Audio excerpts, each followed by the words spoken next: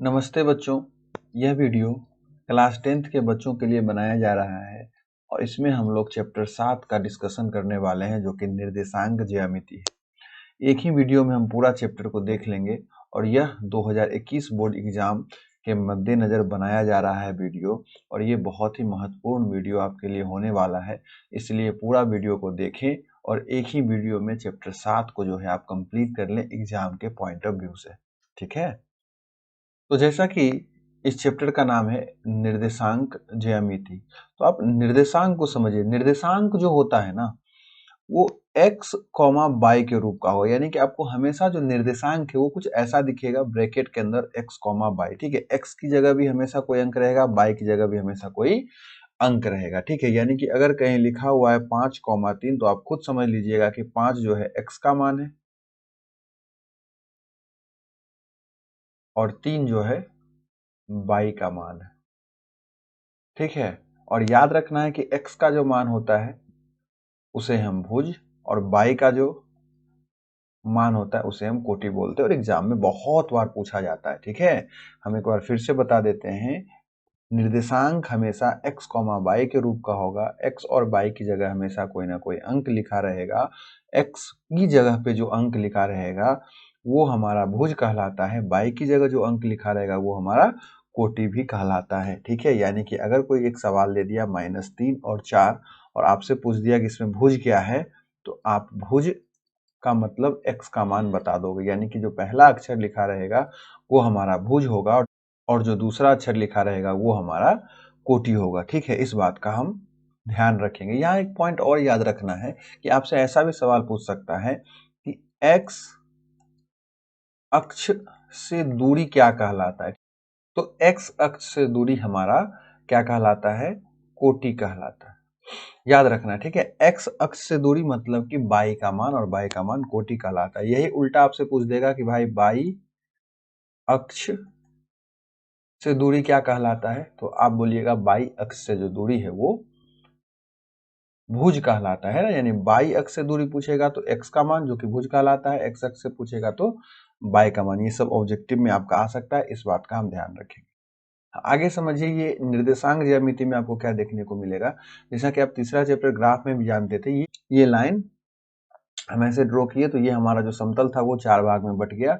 आप याद कीजिए, इसे हम x बोलते हैं, इसे हम x डैश बोलते थे, इसे हम y बोलते थे और इसे हम y डैश बोलते थे। ये जो 4 भाग में बटा इसे हम चतुर्थांश बोलते थे या पाद बोलते थे। ठीक है, यानी ये पहला चतुर्थांश होगा, ये दूसरा चतुर्थांश, ये तीसरा चतुर्थांश और ये चौथा चतुर्थांश। और हम ये भी जानते थे कि पहला चतुर्थांश में प्लस में ही दोनों अंक होगा। ठीक है, यानी कि अगर निर्देशांक जो है x y दोनों का मान प्लस में है तो वो पहला चतुर्थांश में आएगा, अगर दोनों माइनस में है तो इस वाले चतुर्थांश में आएगा। अगर माइनस प्लस है तो यहाँ आएगा और प्लस माइनस है तो यहाँ आएगा, और इस पे भी ऑब्जेक्टिव बनता है। ठीक है, आप याद रखेंगे कि पहला चतुर्थांश में दोनों प्लस, तीसरा में दोनों माइनस, चौथा में प्लस माइनस और ये माइनस प्लस। कैसा सवाल बनेगा?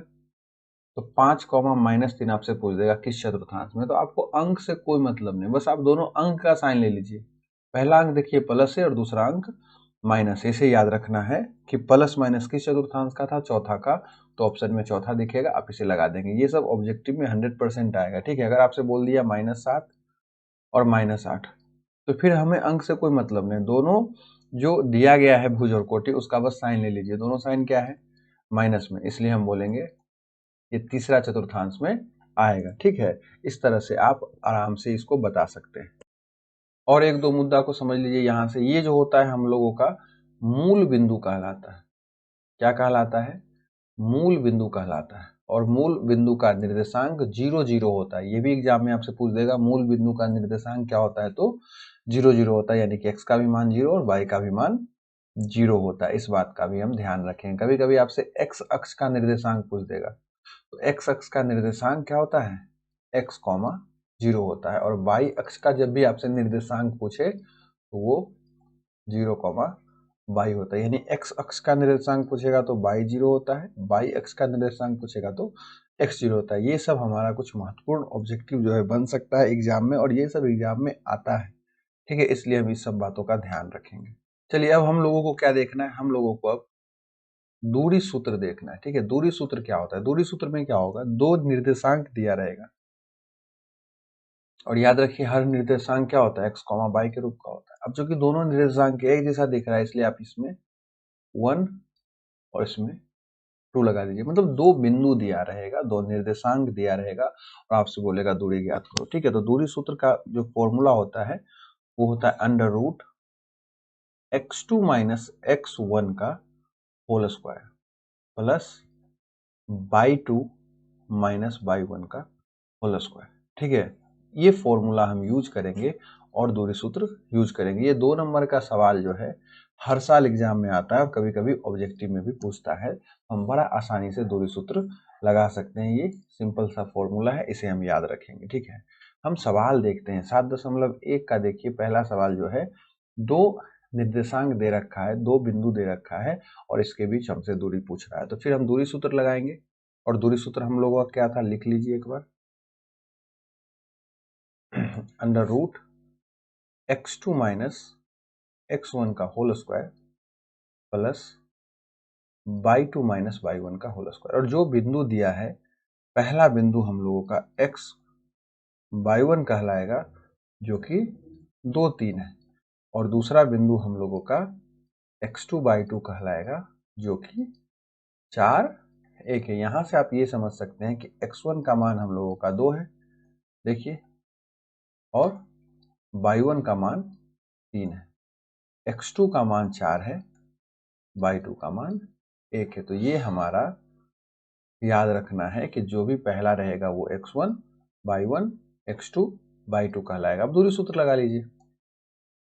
x2 की जगह क्या रखेंगे, x2 का मान देखिए, x2 का मान क्या है, 4,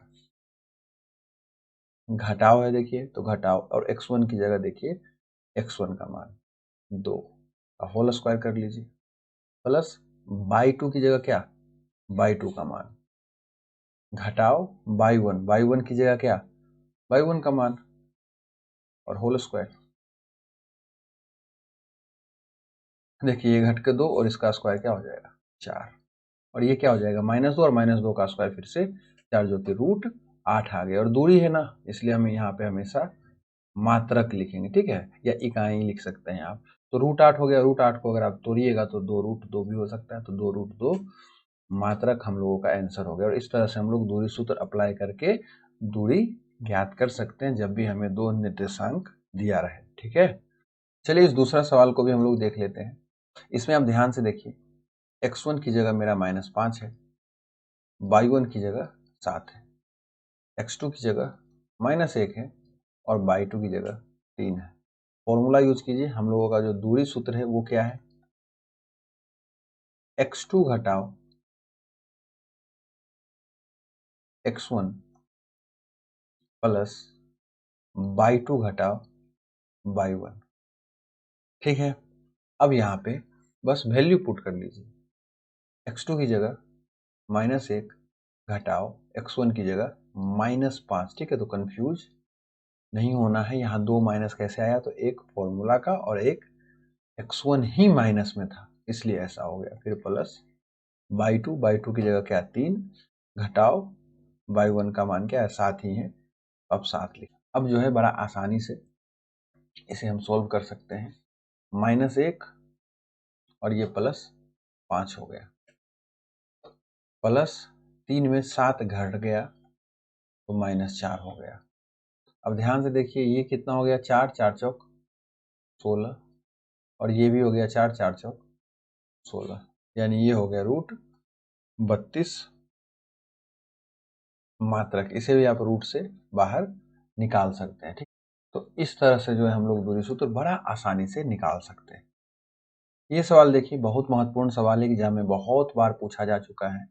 सवाल कह रहा है कि x अक्ष पर वह बिंदु ज्ञात कीजिए जो इस और इस बिंदु से समदूरस्थ है।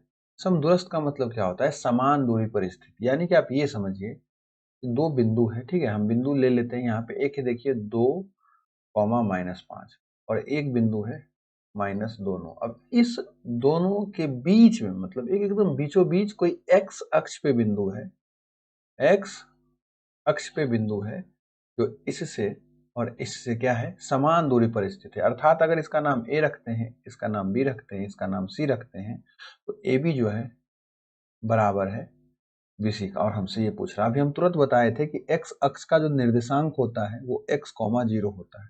ठीक है, अभी यहाँ पे हम दूरी सूत्र लगा सकते हैं। देखिए ए बी का जब दूरी सूत्र हम लोग लगाएंगे तो ए का जो निर्देशांक है वो हमारा x1 और y1 की तरह काम करेगा, और जो b का निर्देशांक है वो हमारा x2 और y2 की तरह काम करेगा। ठीक है, तो दूरी सूत्र जो हमारा है वो हम यहाँ पे लगा सकते हैं क्या, x2 यानी x2 की जगह मेरा क्या है, x घटाव 2 का होल स्क्वायर है ना। x2 माइनस x1 होता था फॉर्मूला, तो x2 माइनस x1 फिर प्लस y2 माइनस क्या, y1 है ना, और बराबर, देखिए ए बी बराबर बी सी, अब बी सी का, तो b का जो अब निर्देशांक है वो हमारा x1 और y1 का काम करेगा, क्योंकि हम बी सी निकाल रहे हैं, और ये हमारा x2 और y2 का काम करेगा, यानी कि -2 और माइनस x का होल स्क्वायर प्लस ये कितना है, 9 है, यानी कि 9 घटाव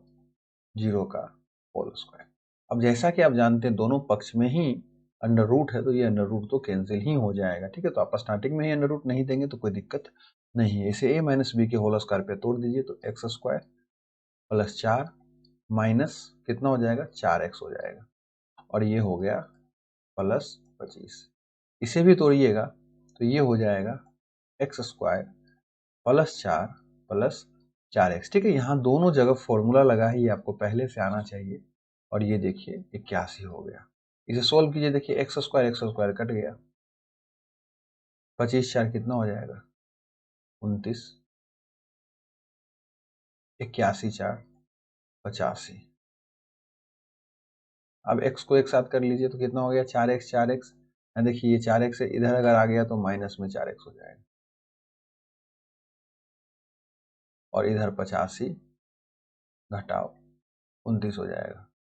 ये हो गया देखिए माइनस में 8x, इसको घटाइएगा तो कितना हो जाएगा, 56।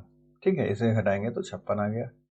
अब आप खुद देखिए x का वैल्यू क्या आ जाएगा, -7 आ जाएगा, यानी कि हमारा x अक्ष का वो कौन सा निर्देशांक था, तो -7, 0 था। ठीक है, जो कि इस बिंदु से समदूरस्थ था। तो जब भी इस तरह का सवाल आए, ठीक है, ये हमारा एक छोर हो जाएगा, ये हमारा दूसरा छोर हो जाएगा, और बीच में जो पूछ रहा है वो हमें रखेंगे समदूरस्थ वाला सवाल में, और फिर इस तरह से हम लोग इसको सॉल्व कर सकते हैं। ठीक है, चलिए क्वेश्चन नंबर 8 देखते हैं। बहुत बार एग्जाम में पूछा जा चुका है, ये भी बहुत महत्वपूर्ण सवाल है। कहा जा रहा है कि बिंदु P और Q जो है उसके बीच का जो दूरी है वो 10 मात्रक है, तो ये जो बाई दिया गया है इसका मान बताइए। यानी कि यहाँ पे उल्टा सवाल पूछ रहा है, यानी कि यहाँ पे पहले ही बोल दिया कि PQ बराबर जो है 10 मात्रक।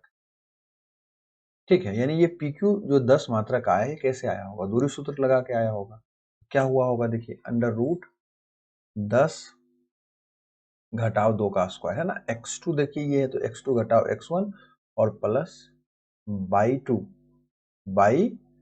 टू घटाव, और ये घटाव प्लस 3 हो जाएगा, का होल स्क्वायर बराबर 10 आया होगा। इसको जब सोल्व कीजिएगा देखिए तो 64 हो जाएगा, प्लस a प्लस बी का होल स्क्वायर कर दीजिएगा तो बाई स्क्वायर, 9 प्लस 6 बाई हो गया, और बराबर 100। ये जो इधर वर्गमूल है ये जो है इधर आके स्क्वायर हो गया। ठीक है, या आप बोल सकते हैं कि दोनों तरफ वर्ग करने पे। ठीक है, अब क्या करें, बाई स्क्वायर प्लस 64 प्लस 9 घटाव 100, इस 100 को इधर ले आइए, प्लस 6 बाई बराबर 0 हो गया। ठीक है, अब इसे व्यवस्थित करके बस आप इसका गुणनखंड कर दीजिए, बाई का जो भी मान आएगा, चूंकि यहाँ आप देख सकते हैं कि घात 2 है, इसलिए 2 को यहाँ पे शून्यक निकलेगा, वही जो 2 शून्यक है वही हमारा इस बाई का आंसर हो जाएगा। ठीक है, तो आपको गुणनखंड आना चाहिए। ठीक है, इस सवाल को भी देखिए बहुत बार एग्जाम में पूछा जा चुका है। कहा जा रहा है कि एक्स बाई जो बिंदु है वो इस बिंदु और इस बिंदु से समदूरस्थ है, तो आप हमें एक्स बाई के बीच में संबंध बताओ। यानी कि फिर वही बात हो गया कि ये वाला जो बिंदु है इस बिंदु और इस बिंदु से समदूरस्थ है, मतलब कि अगर 3,6 यहाँ रहा होगा, -3,4 यहाँ रहा होगा, तो बीच में कोई बिंदु है जो x कॉमा y है जो दोनों जगह से समदूरस्थ है। अगर इसे a b और c मान लीजिएगा तो फिर जो है a b यहाँ पे bc के बराबर हो गया। ए बी पर अगर दूरी सूत्र लगाते हैं तो अब ध्यान से देखिए, ये हमारा x1 और ये हमारा y1 का काम करेगा, ये हमारा x2 और ये हमारा y2 का काम करेगा। ठीक है, यानी x घटाओ 3 का होल स्क्वायर प्लस y घटाओ 6 का होल स्क्वायर। ठीक है, और बराबर BC के लिए फिर ये हमारा x1 y1 हो गया और ये x2 y2 हो जाएगा। -3 माइनस x का होल स्क्वायर प्लस 4 घटाओ y का होल स्क्वायर। ठीक है, अंडर रूट नहीं दिए क्योंकि ये दोनों तरफ अंडर रूट आके खत्म ही हो जाना था। और इसे हम सोल्व अप कर लेंगे तो ये कितना हो जाएगा, x square plus 9 plus minus 6x plus इसे सोल्व कीजिएगा तो वाई स्क्वायर प्लस 36 घटाओ 12y। इसे सोल्व करेंगे तो ये हो जाएगा 9 plus x square plus 6x और इसे सोल्व करेंगे तो ये हो जाएगा 16 plus Y square minus 8y। ठीक है, अब इसे बस हम व्यवस्थित करके सोल्व कर लेते हैं, जहाँ के आप देखिए ये एक्स स्क्वायर कैंसिल हो जाएगा, ये वाई स्क्वायर कैंसिल हो जाएगा। अब देखिए ये 9 और ये 9 भी कैंसिल हो जाने वाला है। ठीक है, अब ये 6x और ये 6x कैंसिल नहीं हुआ क्योंकि देखिए दोनों का साइन अलग अलग है, इसलिए ये -6x है। अगर आप इसको इधर भेज देते हैं या इसी को इधर ले आते हैं, जैसे आप करें। ठीक है, तो अब क्या करें, ये -6x हो गया और इस 6x को भी इधर ले आइए, ये भी -6x हो गया। ठीक है, -12y है ही। अब इस 8y को भी इधर ले आइए तो ये +8y हो गया, +36 पहले से है ही। इस 16 को भी इधर ले आइए तो -16 बराबर 0 हो गया। इसी को हम लोग व्यवस्थित करके लिखते हैं, देखिए -12x -4y प्लस कितना हो जाएगा, 6 6 0 यानी 20 हो गया यहाँ पे बराबर। अब सबसे पहले आप क्या कीजिए, सब में -4 से भाग दे दीजिए। ठीक है, क्योंकि -4 से भाग हर जगह लगेगा, -4 से भाग दीजिएगा तो ये प्लस में 3x, ये प्लस में y और ये माइनस में कितना हो जाएगा 5। और यही संबंध जो है हम लोगों का x और y के बीच आया जब ये दोनों का समदूरस्थ ये था। ठीक है, इस तरह से हम इसे बना सकते हैं। चलिए हम लोग बढ़ते हैं एक्सरसाइज 7.2 की ओर। 7.2 में हम लोगों को विभाजन सूत्र पढ़ना है। विभाजन सूत्र क्या है ना, कि एक लाइन है, ठीक है, कोई भी एक रेखा है और मान लीजिए वो रेखा जो है कोई एक अनुपात में बट रहा है और वो अनुपात मान लीजिए आपका m1 और m2 वो अनुपात है, यानी m1 की जगह कोई अंक और m2 की जगह कोई अंक, यानी कि एक अनुपात आपको दिया रहेगा जो कि m1 अनुपात m2 रहेगा। तो आपसे यहाँ का निर्देशांक पूछेगा कि ये निर्देशांक बताओ क्या है। ठीक है, तो जब भी ऐसा सवाल रहेगा तो आप खुद देखिए, ये निर्देशांक आपसे पूछेगा तो a का भी तो निर्देशांक आपका दिया रहेगा और b का भी निर्देशांक आपको दिया रहेगा। यानी कि सवाल कैसा बनेगा, एक अनुपात दिया रहेगा, एक निर्देशांक a और एक b दिया रहेगा और आपसे ये निर्देशांक पूछेगा जहां से वो इस अनुपात में लाइन बट रहा है। ठीक है, तो ये x कैसे निकलेगा, तो इस फॉर्मूला से निकलेगा, m1 गुने x2 प्लस m2 गुने x1 बटा m1 प्लस m2, जहां m1 m2 क्या है, अनुपात है और x2 x1 तो देखिए निर्देशांक के रूप में दिया है ही है।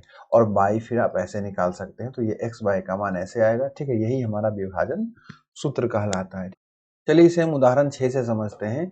देखिए हमें एक निर्देशांक ज्ञात करना है जो बिंदु इतना और इतना को इस अनुपात में बांट रहा है। ठीक है, यानी कि एक हम ले लेते हैं लाइन और एक अनुपात है 4,3 का, एक अनुपात है 8,5 का। अब ये जो लाइन है कहीं से बट रहा है जो कि 3:1 में बट रहा है, तो इसका हमें x और y चाहिए। ठीक है, तो x का फॉर्मूला हम लोग अभी तुरंत देखे थे, क्या था, m1 x2 plus m2 x1 बटे m1 प्लस m2।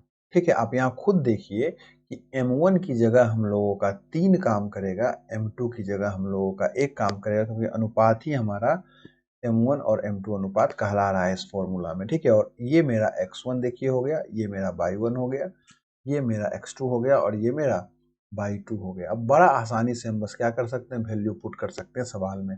m1 की जगह 3 रखिए, x2 की जगह 8, m2 की जगह देखिए हम क्या रखेंगे, 1 को रखेंगे और x1 की जगह हम लोग 4 को रखेंगे और नीचे क्या 3 प्लस 1 हो जाएगा, ठीक है। और इसे अगर हम सोल्व कर देते हैं तो ये 7 आ जाएगा। और ठीक उसी प्रकार बाई के लिए फिर हम लोग फॉर्मूला लगाएंगे। बाई का फॉर्मूला याद कीजिए क्या था, m1 और बाई 2 था, m2 और बाई 1 था, और फिर से m1 प्लस m2 हो गया। फिर से बस क्या करना है, वैल्यू पुट कर देना है। तो वैल्यू हम लोग रखेंगे तो m1 की जगह फिर से 3, 5, 1 और -3 हो गया, 3 प्लस 1 हो गया। इसे सोल्व कीजिएगा तो फिर 3 आ जाएगा, ठीक है। ध्यान से देखिए हम लोगों का बाई 1 और बाई 2 क्या था, ठीक है, उसी का वैल्यू रखा गया और m1 m2 को रखा गया। तो जो हमारा निर्देशांक है, ठीक है, ये वाला वो कितना हो गया 7,3 हो गया, ठीक है। इस तरह से जो है हम विभाजन सूत्र का प्रयोग करके सवालों को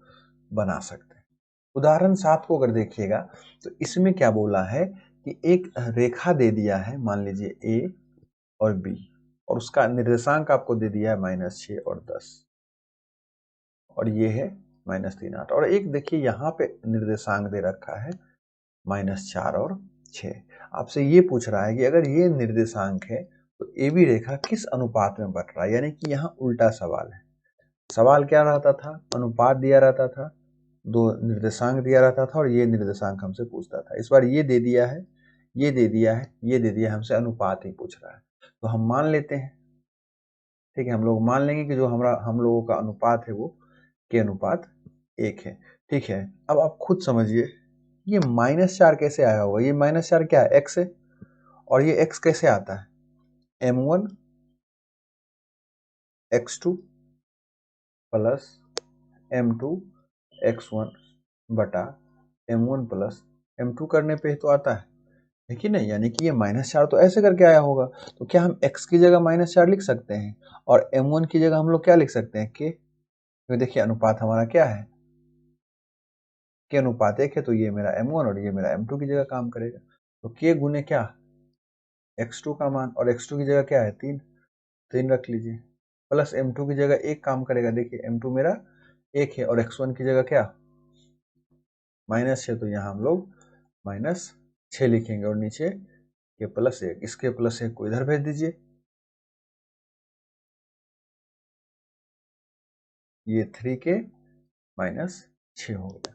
इसको गुना कर दीजिएगा -4k, -4 बराबर 3k घटाओ 6 हो गया। 4 को एक साथ कर लीजिए, -k घटाओ 3k बराबर -6 प्लस 4 हो गया। तो ये कितना देखिए सोल्व होके हो गया -7 के बराबर -2, माइनस माइनस खत्म, के का वैल्यू क्या आ गया 2/7 आ गया, ठीक है। तो ये हमारा अनुपात क्या हो जाएगा 2/7 हो जाएगा। तो इस तरह से जो है हम लोगों का m1 और m2 का वैल्यू जो है 2:7 आ गया। जब भी आपसे अनुपात पूछे निकालने के लिए, अनुपात को आप के अनुपात 1 मान लीजिएगा और कोई भी एक वैल्यू लेकर, x का मान ले लिए तो x का ये बस एक फॉर्मूला लगा लीजिएगा, आपका मान आ जाएगा ये। अगर आप बाई का मान लीजिएगा तो 6 बराबर बाई का मान रखिएगा, ऑटोमेटिकली ये हम लोगों का आ जाएगा। तो जैसे इच्छा है आप इसे सोल्व कर सकते हैं, बना सकते हैं।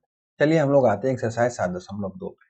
एक्सरसाइज 7.2 का पहला सवाल अगर हम लोग देखेंगे तो इसमें वही बात दिया गया है, ये दो निर्देशांक दे रखा है, अनुपात दे रखा है, आपसे पूछ रहा है उसके बीच का निर्देशांक जहां से ये 2:3 में बट रहा है रेखा, ठीक है। तो बड़ा आसानी से आप बस विभाजन सूत्र का प्रयोग करके इसे बना सकते हैं, ठीक है। m और n या m1 और m2 की जगह हम लोगों का 3 काम करेगा, x1/1 की जगह ये, x2/2 की जगह ये, ठीक है। तो इसे आप खुद से सोल्व करके देख लीजिए, ठीक है। अगला सवाल अगर आप लोग देखेंगे तो क्वेश्चन नंबर 4 जो है हम लोगों का एग्जाम के लिए जरूरी हो सकता है। यहाँ भी देखिए क्या है, कुछ नहीं है, बस यहाँ निर्देशांक दे रखा है और हमें से अनुपात पूछ रहा है, ठीक है। यानी कि जो अभी हम 2 सवाल आपको बताए विभाजन सूत्र से रिलेटेड, वही ये दोनों सवाल है जो कि आपको एग्जाम में मदद कर सकता है, ठीक है। एक और सवाल अगर आप देखें तो क्वेश्चन नंबर 5 में कह रहा है कि वो अनुपात ज्ञात करो जो ए और बी को मिला रहा है, ठीक है। यानी कि एक हमें ए दे रखा है, एक बी दे रखा है,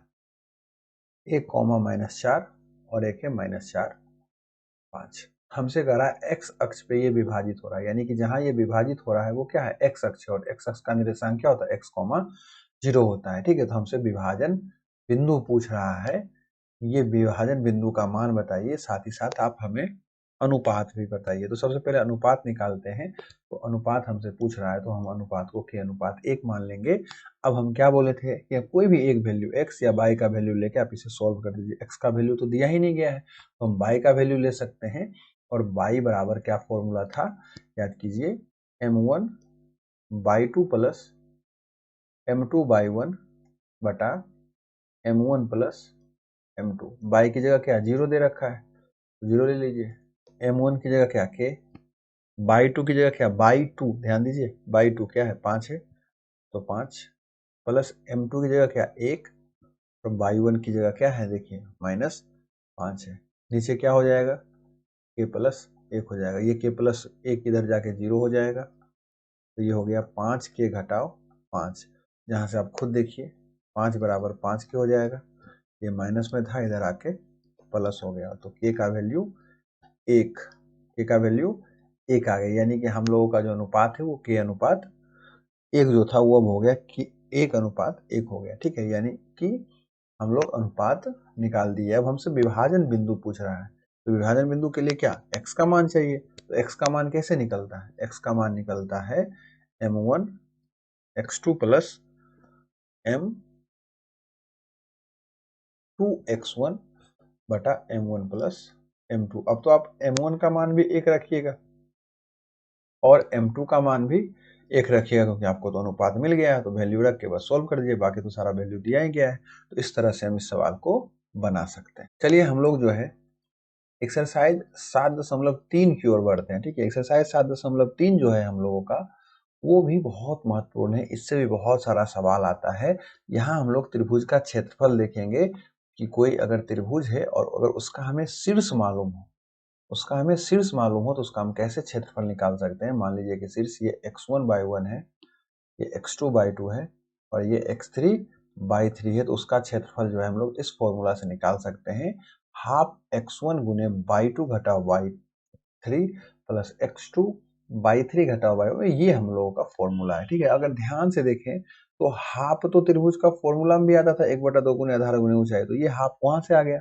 और ब्रैकेट के बाहर क्या है, x1 है, x2 है और x3 है। ठीक है, और ब्रैकेट के अंदर क्या है, सिर्फ y का फॉर्म है। तो हम इसे शॉर्ट में याद रख सकते हैं 23, 31, 12। ठीक है, और इसके 23 के आगे क्या है, x1 है, 31 के आगे क्या है, x2 है, और 12 के आगे क्या है, x3 है। और सब क्या है, प्लस से सेपरेट है। सब किससे सेपरेट है जी, प्लस से सेपरेट है। और ये 23 के बीच में क्या है, माइनस है। 23 के बीच में क्या है, माइनस है। और ये बाई बाई बाई है सिर्फ। ठीक है, तो इस तरह से आप इसे 23, 31, 12 से याद रख सकते हैं। बड़ा आसानी से ये आपको याद हो जाएगा। ठीक है, तो बड़ा आसानी से बस क्या करना है, सवाल में ये दिया रहेगा तीनों निर्देशांक, बस यहाँ पे वैल्यू रख दीजिए और सवाल को बना दीजिए। ठीक है, और एग्जाम में ये 2 नंबर का सवाल हर साल आता है, तो बड़ा आसानी से आप इसे बना सकते हैं।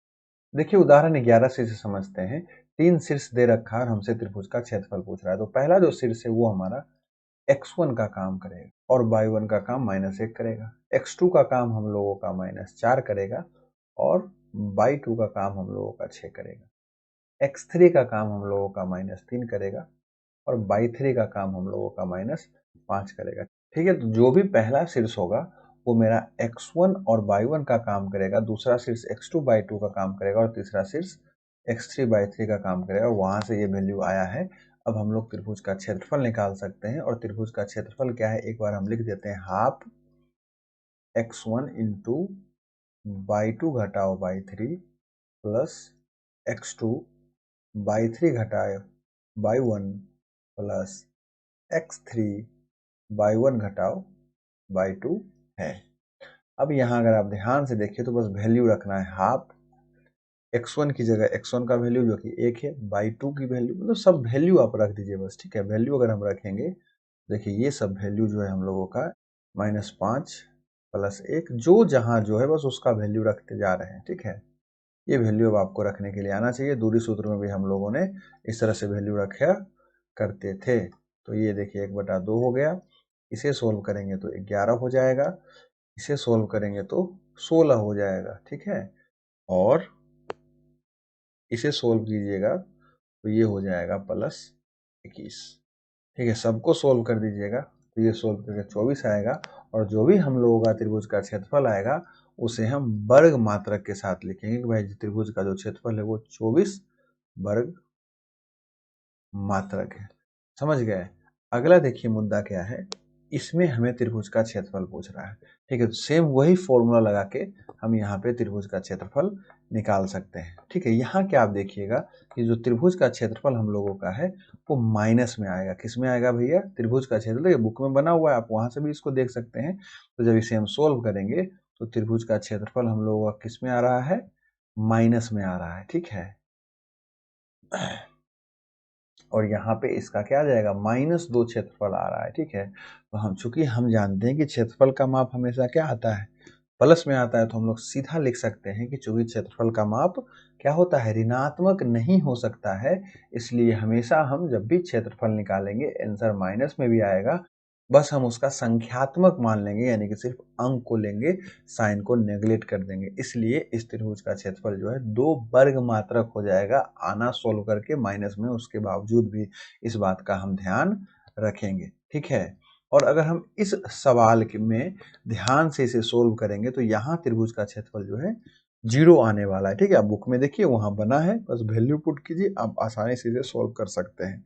तो त्रिभुज का क्षेत्रफल 0 भी आ सकता है, प्लस में भी आ सकता है और माइनस में भी आ सकता है। ठीक है, जब भी 0 आए त्रिभुज का क्षेत्रफल, मतलब कि संरेखी जो है हम लोगों का ये तीनों बिंदु था। ठीक है, संरेखी किसे बोलते हैं? जब एक ही रेखा पे ये तीनों बिंदु होता है तो उसे हम समरेखी या संरेखी, जो इसे आप बोलते हैं, इसे हम बोल सकते हैं। ठीक है, तो संरेखी, तो अगर तीनों बिंदु एक ही रेखा पे तो त्रिभुज बन ही नहीं रहा है। ठीक है, त्रिभुज कैसे बनेगा? देखिए तीनों क्या बिंदु एक ही पे है, तो ये त्रिभुज बना ही नहीं, इसलिए क्षेत्रफल क्या आएगा? 0 आ गया। तो कभी कभी आपसे एग्जाम में बोल देता है कि ये 3 बिंदु दे दिया, बोला सिद्ध करो कि संरेखीय है, तो बस आप त्रिभुज का फॉर्मूला लगाइए, क्षेत्रफल निकाल दीजिए, ऑटोमेटिकली 0 आ जाएगा और दिखा दीजिएगा कि चूंकि त्रिभुज का क्षेत्रफल 0 है इसलिए ये संरेखी ही है। क्यों? क्योंकि वहां त्रिभुज बना ही नहीं होगा। ठीक है, तो 0 में ये बात है। प्लस आ गया तो कोई दिक्कत नहीं, ये तो सिंपल, आप कोई दिक्कत नहीं इसमें, आप सीधा बता दीजिएगा। जब भी माइनस में आएगा तो सिर्फ आप उसका संख्यात्मक मान, यानी कि सिर्फ आप उसके संख्या को लीजिएगा। ठीक है, चलिए हम लोग एक्सरसाइज 7.3 की ओर बढ़ते हैं। पहला और दूसरा सवाल क्या है? सेम वही है जो भी आपको बताया गया है, तो इसे आप खुद से जरूर प्रैक्टिस कर लेंगे। ठीक है, त्रिभुज का क्षेत्रफल निकालने के लिए कह रहा है और के का मान निकालने के लिए कह रहा है, तो इसे आप खुद से बना के देख सकते हैं। ठीक है, कुछ ऐसा भी सवाल है जो बुक में नहीं दिया गया है लेकिन एग्जाम में आ जाता है, जैसे कि एक आपको बिंदु दे दिया 3, 5 और एक आपका मान लीजिए दे दिया 7 और 3। आपको बोल रहा है कि इसका मध्य बिंदु निर्देशांक निकालिए। तो जब भी मध्य बिंदु निर्देशांक बोले तो मध्य बिंदु का फॉर्मूला होता है x2 प्लस x1 बटा 2 y2 प्लस y1 बटा 2। x2 की जगह क्या देखिए 7 है तो 7 लिखिए, x1 की जगह देखिए यहाँ पे 3 है तो 3 लिखिए, बटा 2 कर लीजिए। y2 की जगह मेरा 3 और 5 है बटा 2। देखिए 10 बटा 2 5, 8 बटा 2 4। बहुत बार एग्जाम में ये चीज पूछता है। तो जब भी मध्य बिंदु निर्देशांक बोले x2 x1 को जोड़ के 2 से भागा, y2 y1 को जोड़कर 2 से भागा दीजिए, काम खत्म हो जाएगा। कभी कभी आपसे त्रिभुज का केंद्रक पूछ देगा, जहां पे निर्देशांक दिया रहेगा x1 y1, x2 y2 और x3 y3। तो बड़ा आसानी से आप केंद्रक किसी भी त्रिभुज का बता सकते हैं। कैसे? तो इस फॉर्मूला का यूज करके, जो भी x का निर्देशांक रहेगा तीनों सबको जोड़कर 3 से भागा दे देना है, फिर y के निर्देशांक को जोड़कर इससे भागा दे दीजिएगा। ठीक है, तो ये तो आप कर ही सकते हैं। तो इस तरह से आप त्रिभुज का केंद्रक निकाल सकते हैं। कभी कभी आपसे मूल बिंदु से कोई एक बिंदु का दूरी पूछ देगा।